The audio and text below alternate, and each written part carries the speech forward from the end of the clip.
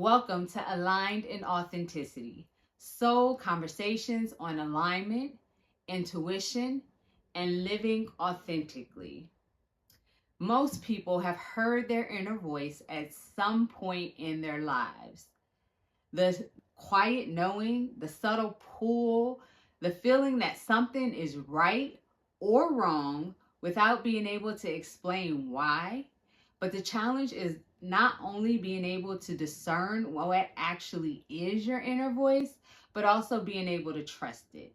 And today I want to talk about how to trust and recognize your inner voice and why so many of us struggle to follow it when we already know. So, what is the inner voice really, and how do you recognize it? And this is one of my favorite topics to talk about because me and my inner voice are ride or die. It's been with me for a long time. And just like a really good friend, sometimes I follow it and sometimes I don't. And I've seen the benefits and repercussions of both sides of that. And I'll share a couple stories to start us off. The first story is I was dating a man. We had been dating for a few months. We got to the point where he actually proposed to me. And my inner voice instantly said, tell him no. And then my mind kicked in and it said, but what about the ring he already bought? What about his family that he already told and the other people he already let know that he was going to propose? What about how to make him feel to tell him no? And so I said yes. I didn't listen to my inner voice. I followed my mind and I said yes. I got married and I spent years in a marriage and in a relationship that wasn't the best fit for me or him, that ultimately ended in divorce. And looking back, I knew that if I would have trusted and listened to my inner voice, maybe we still would have got married, but it would have been under different circumstances, different terms, and we would have been able to work through some things, or we would have been able to see that we weren't the right people for each other, and to go our separate ways before investing so much time and energy into a relationship that wasn't a right fit to begin with. Now for a time where there was a different outcome. I recall vividly when I had graduated from college. I had a degree in engineering. I had interned throughout college, and I had a job offer back in my hometown from Ford Motor Company, which was an amazing job offer. It's what every college graduate wishes for, right? But not me. While I was growing up, I also loved fashion design. And while I was in my senior year of college, I actually submitted an application to one of my dream schools to get in for fashion design. And honestly, I thought there was no way I would even get in, so I wasn't too concerned about it. Well, I got in. So I'm graduating and I'm faced with the decision.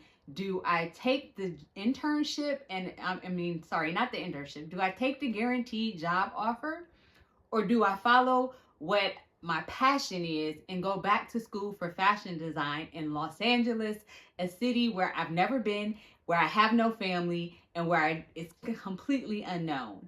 And I recall being in church one day and there was just this inner voice. It was subtle, but it was firm and it was very sure. And it said, go, I won't leave you. And that was all I needed. I decided I was going to fashion school in Los Angeles. Thankfully, my mother supported me. We packed up a U-Haul and we drove cross country. And I cannot imagine what my life would be like had I not followed that decision. I can't even begin to imagine the doors it opened, the people I met, the relationships I built has been the fundamental part of my life. And has shaped me in so many ways, in so many amazing experiences that I can't even fathom not following that inner voice in that situation. So your inner voice is often subtle. It doesn't compete. It's not going to fight for your attention. It often is quiet, but it's constant. It's very sure, and it's unwavering. And so when you have your inner voice, which we all have, different people, it manifests in different people in different ways. Some people it's the inner voice. Some people it's just the feeling or knowing. Some people feel it in their body. Some call it intuition. Whatever you call it and however you feel it, it can be easy to confuse it with your mind and your ego, or fear. And see, there's a difference between the three. And part of learning to trust and recognize your inner voice is learning the difference between your inner voice, your fear or your ego, and your mind. And what will happen is the mind often shifts. It's not constant. The mind likes to rationalize and reason. The mind will try to, honestly, a lot of times it will try to dispute the inner voice. It will try to question it. It will give you all the reasons why you shouldn't follow, why you shouldn't go, and why it doesn't make sense. We are taught to believe logic and what we can see over what we feel and what we internally know. And because of that, a lot of times we won't follow because intuition often knows before it manifests in reality. A lot of times it's not going to make sense.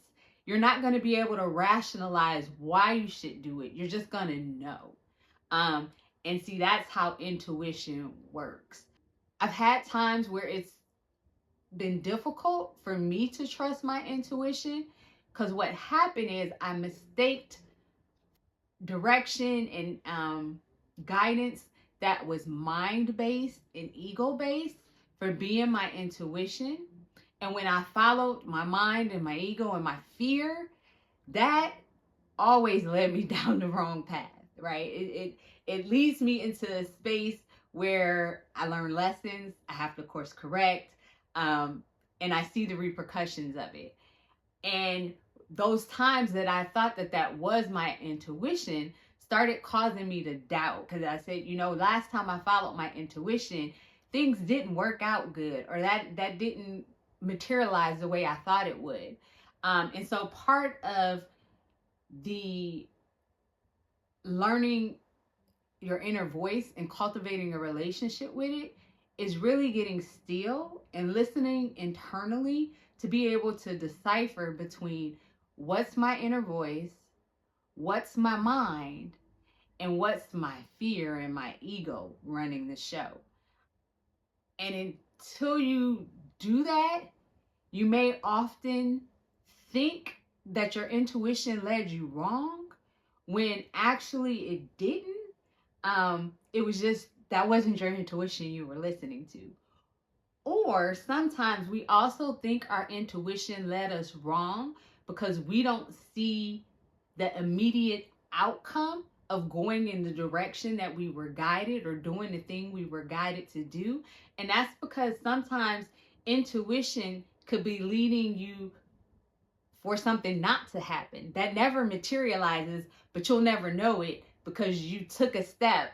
And had you went that way, maybe you would have ran into a whole different situation. It can also be, if you followed your intuition, the reality that manifests from that following may not show up for months or years down the line. But often you'll be able to look back and say, oh, had I not took that path, then this, and this never would have occurred. It's not loud. It's not anxiety filled. It doesn't have panic attached to it. It's peaceful. It's grounded. It's rooted. It's confident, and it's consistent. That's your inner voice and your intuition. It will often ask you to choose alignment over comfort. The example I gave earlier of my own life, when I moved to LA, I didn't know anyone. I was stepping into the unknown. I didn't know how I was going to make money. I didn't know how I was going to make friends. I didn't even know if I was going to do good or succeed in fashion school. But I knew that the direction was aligned. I knew that it felt right. And I knew that my guidance was telling me to go. It wasn't easy and it wasn't comfortable. I said, I can't imagine my life if I hadn't have followed and trusted. And that's a lot of times how intuition shows up. The direction, not only will it not make sense, but it may mean giving up some things. It may mean going down a path that you would have never consciously and mentally chosen for yourself. It may mean that you're going to have to be uncomfortable for a little while, but if you trust, it will always, always, always lead you to alignment, lead you to authenticity, and lead you to opportunities, situations, relationships, and people beyond what you could have ever conjured up or imagined in your mind. What does it look like to start trusting it, and to start really forming a relationship with your inner voice and intuition? Start small. If you try to start by getting validation from other people, that's not going to work, because it's something that's internal to you. And outside people are not going to be able to tell you, yeah, that's right. As a matter of fact, most times they're going to say, no, that's wrong, because it's not going to make logical sense. So take time to really sit with yourself and go internally into the stillness and into the quietness to decipher, like, when something is coming to you, is this my intuition? Is this my mind? Or is this fear and my ego? And as you get familiar with which voice is speaking to you at what time, and as you learn to single out what your intuition and your inner voice actually is and how it speaks to you, because it's unique to each person, the relationship becomes stronger. And then after you're able to discern that, start taking baby steps in the directions that you're being given. Start trusting and see what happens as you take a step. And as you do that, and as you see the doors open up and the things come to fruition that you couldn't have imagined, the relationship becomes stronger. It's like building a muscle. As you continue to work it out over and over and over again, it becomes stronger and stronger and stronger. And you learn to distinguish it more to the point where it becomes clear, and eventually it becomes a way of life. You don't have to question, you just start to know within yourself. So learning how to trust your inner voice is not about becoming someone new. It's about returning to who you've always been, and the voice that's always been there with you, guiding you, that is a part of you. It's about returning and hearing and listening to your soul. Eventually, it will guide you and lead you to a life that is beyond the reality that you can conceive. If this resonated with you, take some time to really sit with it and reflect on it. And then join me again next week for another conversation.